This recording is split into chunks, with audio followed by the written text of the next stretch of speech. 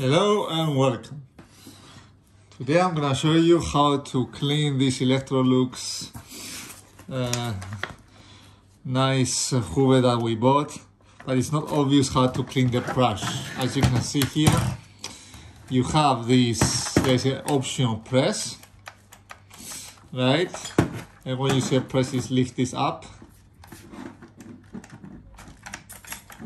but it's not obvious how to, first rotate this upward.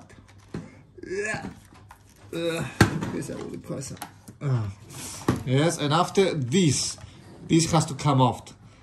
Sometimes it's very hard to come off, but if it does come off, so put some pressure there, and this you're gonna hear the click up, and after press that, this and this will come off, and after you see, voila, you can take this out and clean it.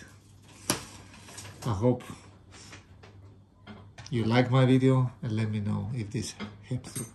Thank you, bye bye. Now, how to put back the brush? You put this, you do like that,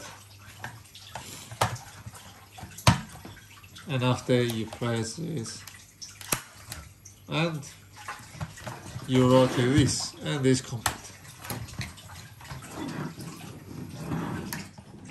Like this. Simple as this. Enjoy your hoover.